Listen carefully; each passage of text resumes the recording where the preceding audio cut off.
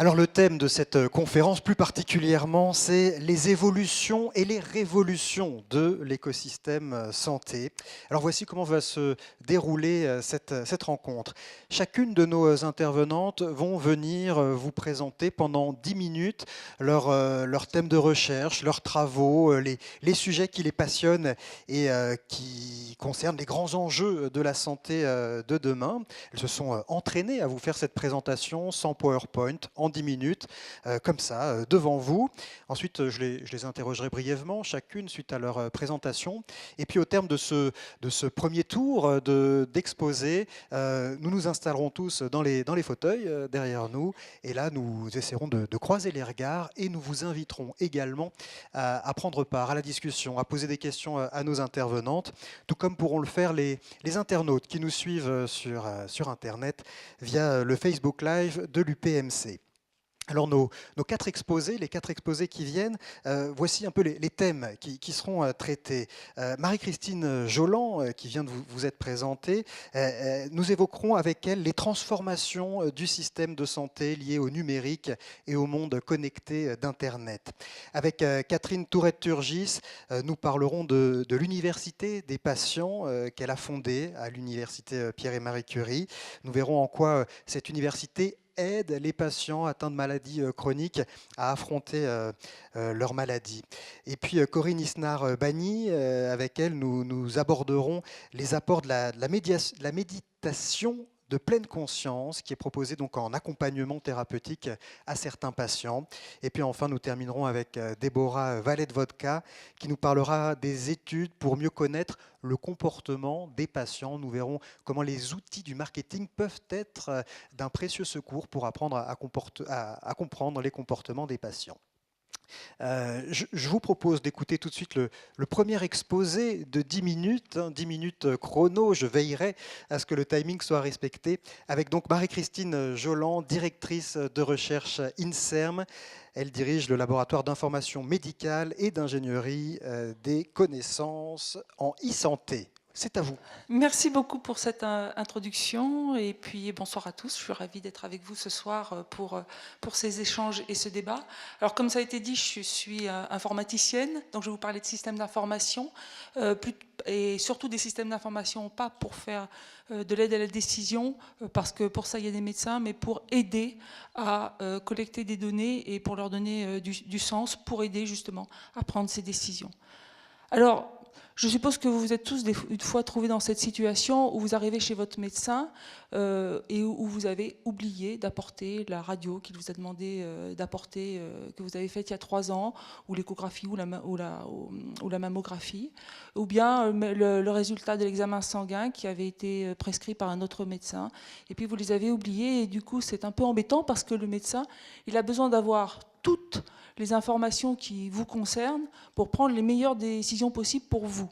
Et ça peut être un peu frustrant aujourd'hui parce qu'on se dit que le médecin il pourrait avoir accès avec des canaux très sécurisés et si vous lui en donnez l'autorisation, il pourrait avoir accès à ces informations directement.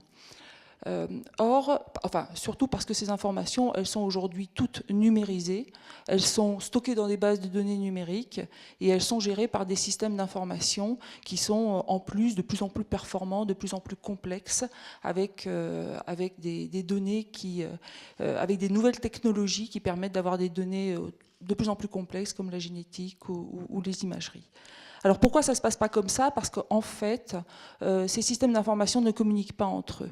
Et la première raison, c'est qu'on est dans un écosystème où les systèmes d'information sont construits en silos et où les spécialités médicales sont aussi très différentes et ne se parlent pas. Donc les industriels, quand ils ont un système d'information à faire, ben, ils ont un client qui est un laboratoire, un service d'anapath, des cardiologues, et ils font des systèmes d'information qui correspondent aux besoins de leurs clients et ils choisissent des formats de données qui ne sont pas ceux du voisin, donc les données ne s'échangent pas.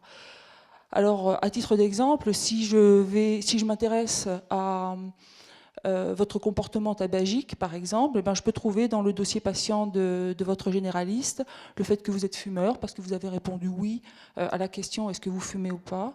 Si je regarde dans le dossier patient d'un cardiologue, je vais voir que vous fumez 3 paquets par semaine, par exemple. Et puis si vous êtes suivi par un nutritionniste en ville, eh bien dans son dossier, je vais voir que vous ne fumez que depuis 2 ans. Donc finalement, ce qui serait bien pour le médecin, c'est d'avoir accès à toutes ces informations ensemble.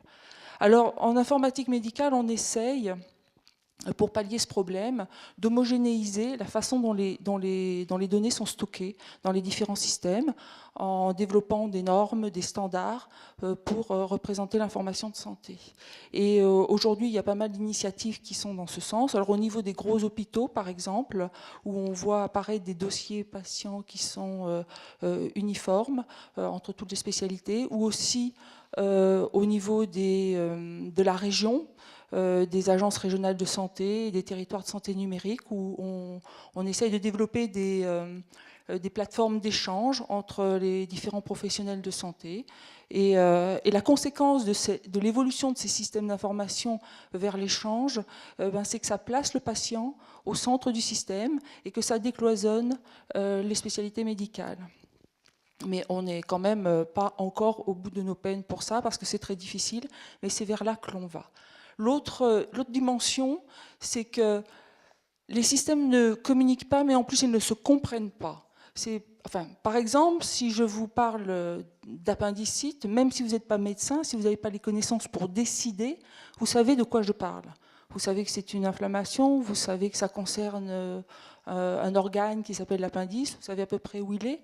Et surtout, si vous discutez avec votre voisin et que vous lui dites « mon fils a une appendicite », eh bien, votre voisin il va pouvoir vous répondre « ah, il va être opéré quand ?» Ça veut dire que ce n'est pas uniquement la donnée que vous échangez, c'est aussi tout ce que vous savez sur la donnée qui est échangé entre vous. Et ce que l'on souhaiterait, vu qu'on commence à avoir énormément de données, on souhaiterait que les systèmes d'information soient capables aussi de comprendre les données qu'ils manipulent. Or, aujourd'hui, pour un système d'information, pour un système d'information, une donnée n'a pas de sens, ça n'a aucun sens. C'est une chaîne de caractères et c'est tout. Alors ce que l'on fait dans notre laboratoire, ça c'est le versant ingénierie des connaissances, on travaille avec les professionnels de santé pour essayer de construire ces connaissances qui vont venir enrichir les systèmes d'information pour qu'ils puissent mieux communiquer entre eux. Et on essaye avec eux de construire des représentations, donc des modèles de connaissances qu'ils vont pouvoir faire évoluer, qu'ils vont pouvoir valider. Et ensuite, l'informaticien va traduire, alors pas traduire en français, pas traduire en anglais, mais va traduire dans un langage informatique que comprend la machine pour donner du sens à ces données. Donc, quand deux systèmes d'information vont échanger, eh bien, appendicite, ça voudra dire quelque chose et ça pourra être réutilisé par un autre système parce que ça aura du sens. Alors, c'est vers là que l'on va lorsque l'on parle d'évolution de systèmes d'information aujourd'hui, et c'est très important de pouvoir faire communiquer au niveau sémantique les systèmes d'information parce qu'on a de plus en plus de données qui sont de sources très hétérogènes et qu'on voudrait les croiser, on voudrait les mettre ensemble et les faire parler ensemble, et on ne peut pas le faire au niveau de la donnée elle-même, parce qu'une image, ça ne parle pas à une information génétique, ça ne parle pas à une information clinique, c'est au niveau de la sémantique que les systèmes d'information vont pouvoir discuter. Alors pour avancer vers un autre sujet qui m'intéresse aussi beaucoup, c'est que on est aujourd'hui submergé par des données, vous le voyez bien, et en particulier, il y a un type de données qui submerge nos systèmes d'information, ce sont les données qui viennent des objets connectés. Et je pense qu'il faut vraiment qu'on se pose la question de savoir qu'est-ce qu'on doit attendre de ces données-là pour le soin, pour la recherche et pour la santé en général. En fait, j'ai envie de dire que ça dépend. Si vous êtes en bonne santé et que vous décidez de vous procurer une balance connectée pour suivre votre poids, bien cet objet-là, il ne sera jamais prescrit par un médecin, il ne sera jamais remboursé par la sécurité sociale, c'est un objet de loisir. Mais si vous avez une insuffisance cardiaque, que vous sortez de l'hôpital et que vous rentrez chez vous, eh bien ce même objet pourrait devenir un dispositif médical prescrit par le médecin pour pouvoir suivre l'évolution de ce paramètre, le poids, qui est très important lorsque vous êtes à domicile, et éventuellement générer des alertes pour que quelqu'un vienne vous voir et éviter des réhospitalisations. Donc finalement, c'est toujours le contexte qui va décider si un objet connecté va être quelque chose qui va être utile pour prendre des décisions médicales ou bien simplement un objet de loisir. Par contre, pour qu'un objet connecté devienne un dispositif médical, il y a tout un parcours à suivre.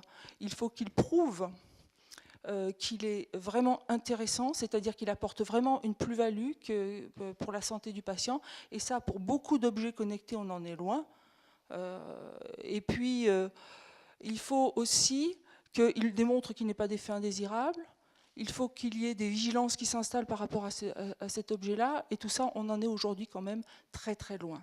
Et on en est loin parce que déjà, premièrement, les données qui sont issues de ces objets-là, eh bien souvent, elles ne sont même pas très très fiables.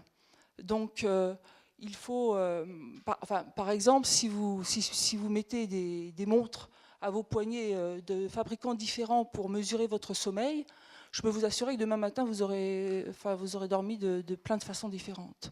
La fiabilité de ces données est très loin d'être prouvée et il y a des articles qui sortent là-dessus. Donc, il faut être donc attentif à ne pas se laisser envahir par le message de certains industriels qui vendent ces objets-là. Et je vais peut-être conclure là-dessus, parce que je pense que le temps est venu de laisser la parole à d'autres, et on reviendra probablement pour des questions là-dessus. Merci beaucoup, Marie-Christine Joland. Quelques questions avant de passer à l'exposé suivant.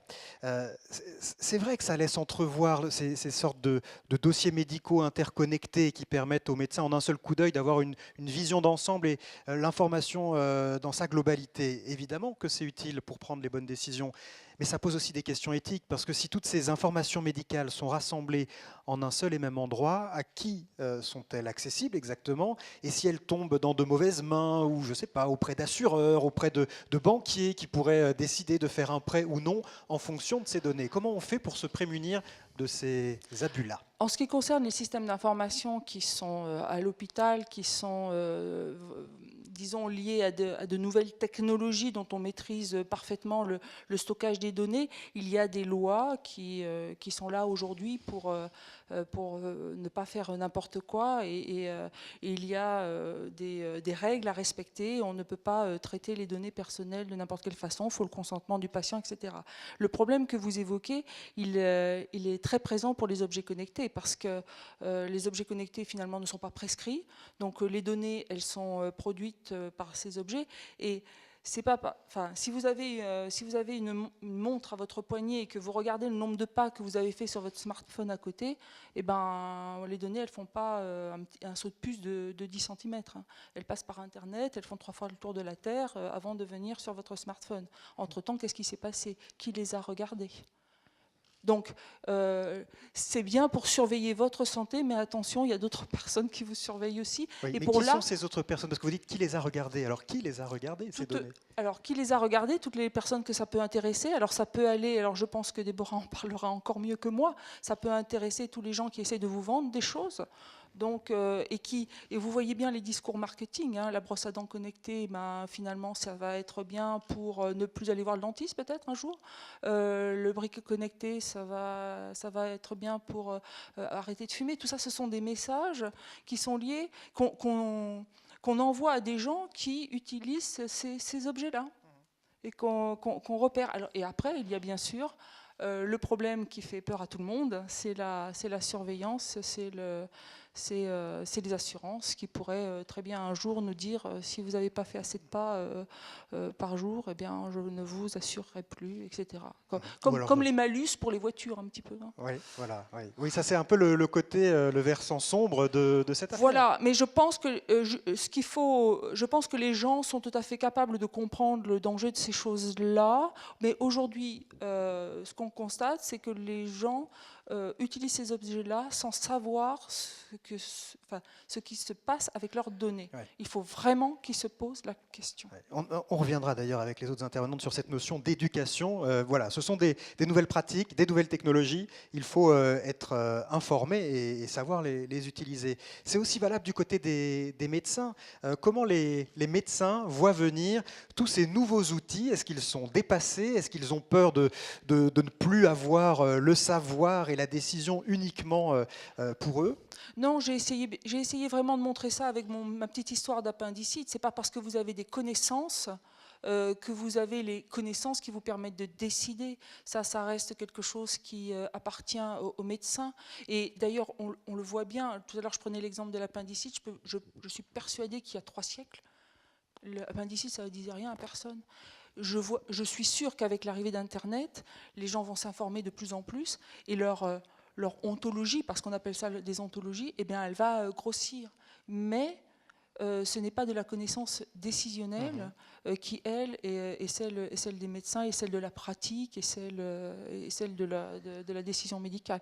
Et pour revenir sur ce que disait Serge Juzan, il ne faut pas trop s'inquiéter de l'arrivée des robots qui feraient de la médecine à la place des médecins. Je crois que ce n'est pas d'actualité, même en révolution, en évolution, tout ce que vous voulez. D'accord. Alors, c'est une révolution ou pas, finalement, cette arrivée du monde connecté, du numérique dans les cabinets de santé?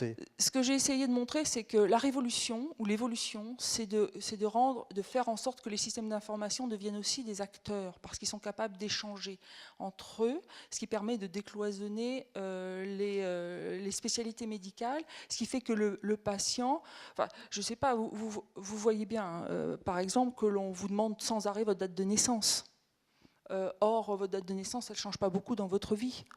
Alors, à part pour savoir si vous ne l'avez pas oublié, on pourrait quand même, on voit bien qu'il y a quand même un intérêt à faire communiquer les systèmes. Mais on voit que c'est pratique, mais on voit que ça ne va pas révolutionner notre état de santé, de ne plus avoir à rentrer notre date de naissance dans le formulaire. Vous voyez ce que je veux dire? C'est un exemple, mais parce que si on prend des exemples plus compliqués, il faudrait peut-être un peu plus de temps. Mais si ça va révolutionner, parce que finalement, je pense que si le diabétologue, l'hypertensiologue voit certaines informations qui sont traitées par d'autres spécialités, ça peut lui donner un regard différent. Ça peut personnaliser un peu sa façon de décider pour ce patient, et ça va être vraiment révolutionnaire. Surtout, comme ça a été dit aussi, on vieillit et on va avoir plusieurs pathologies de plus en plus, et il va falloir aussi réconcilier les décisions que l'on prend pour des gens qui ont plusieurs pathologies. Merci Marie-Christine Joland. On vous retrouvera dans la deuxième partie de cette rencontre pour la discussion finale.